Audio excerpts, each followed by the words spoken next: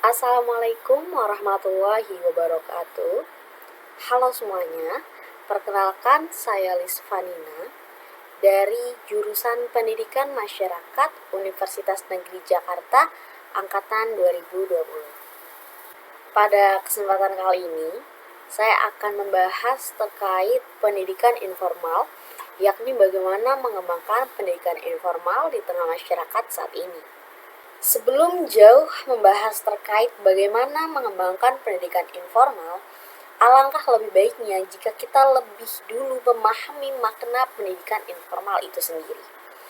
Pendidikan informal adalah jalur pendidikan keluarga dan lingkungan yang berbentuk kegiatan belajar secara mandiri, di mana hasil pendidikan informal diakui sama dengan pendidikan formal dan non-formal setelah peserta didik lulus ujian sesuai dengan standar nasional pendidikan.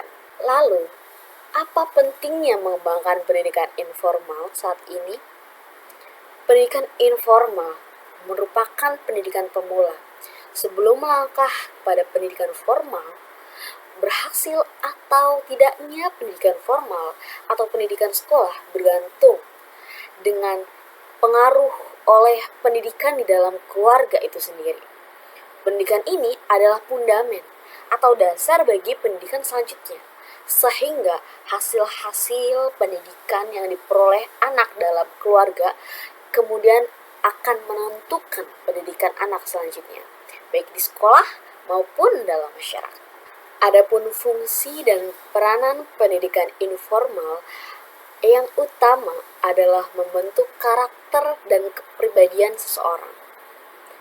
Dan sebenarnya bukan hanya itu, tapi banyak lagi fungsi dan peranan, diantaranya membantu meningkatkan hasil belajar seseorang, baik pendidikan formal maupun non-formal. Kemudian mengontrol dan memotivasi seseorang agar lebih giat. Dan juga membantu pertumbuhan fisik anak dan mental anak, baik dalam keluarga maupun di dalam lingkungan.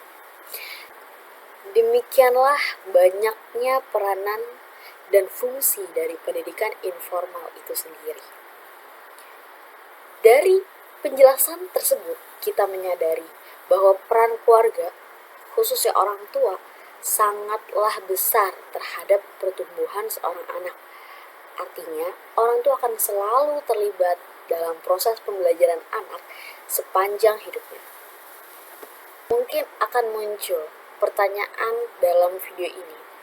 Mengapa kita perlu membahas bagaimana mengembangkan pendidikan informal?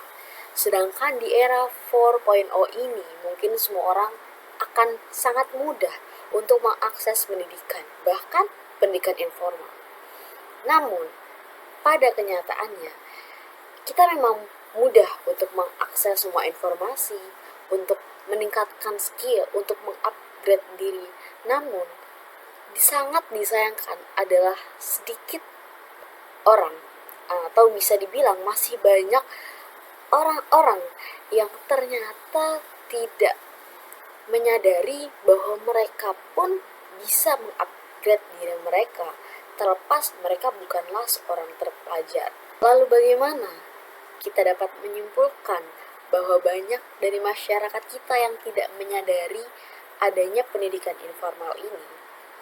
Sebenarnya hal ini bisa kita rasakan ketika kita mendengar asumsi-asumsi dari orang-orang di sekitar kita, dimana ketika ada misalnya satu pasangan atau dua orang yang memutuskan untuk melakukan pernikahan dini, maka pertanyaan yang timbul adalah mengapa tidak ingin melanjutkan ke masa depan yang lebih baik, atau mengapa tidak ingin meraih hal yang cita-cita yang lebih baik juga seperti itu.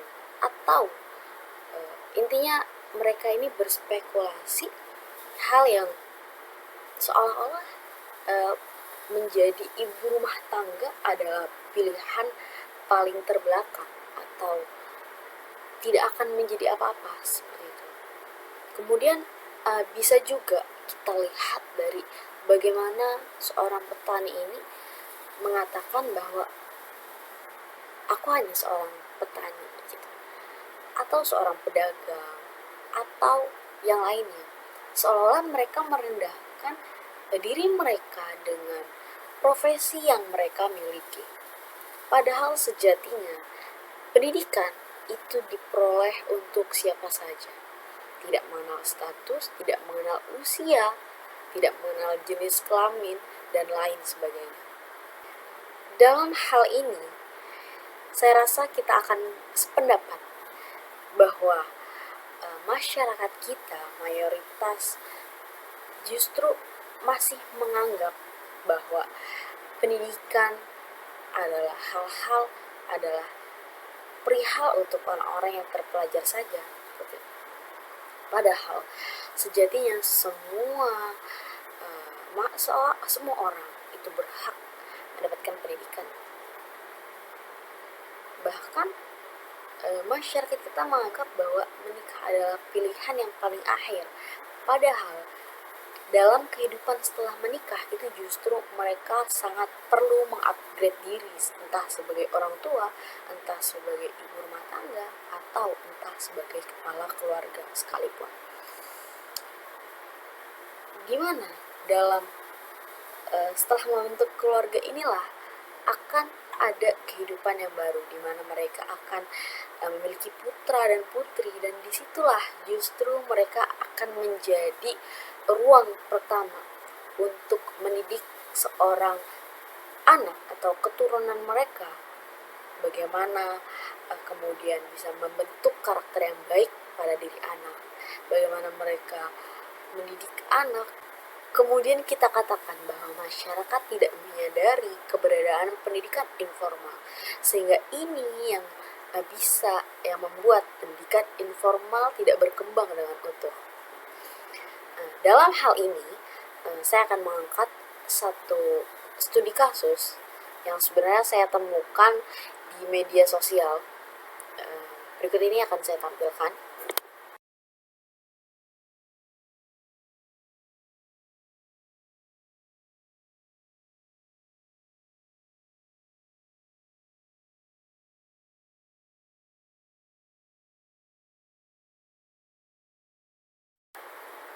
Demikianlah studi kasus yang saya angkat, yang sebenarnya adalah sebuah hal positif atau bahkan sangat positif.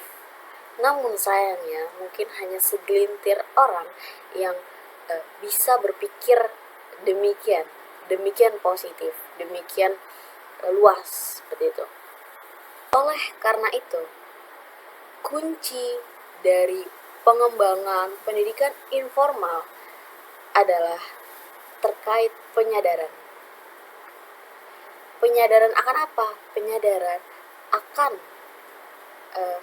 berhaknya setiap orang untuk selalu meningkatkan kualitas diri, mengupgrade kemampuan, dan senantiasa berprogres dalam langkah-langkah hidupnya. Sehingga bukan lagi hanya golongan terpelajar saja yang senantiasa berada dalam lingkaran pendidikan, namun semua elemen masyarakat kita.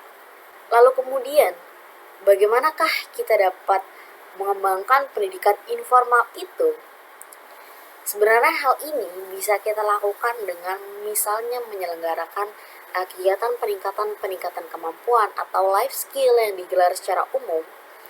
Dan sebenarnya jika kita lihat, maka ini adalah pendidikan yang dikonsepkan kemudian terarah seperti itu, yang nuansanya akan menjadi pendidikan non formal.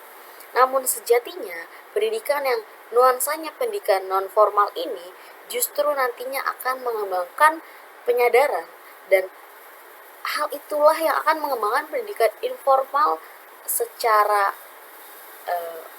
berkelanjutan nantinya.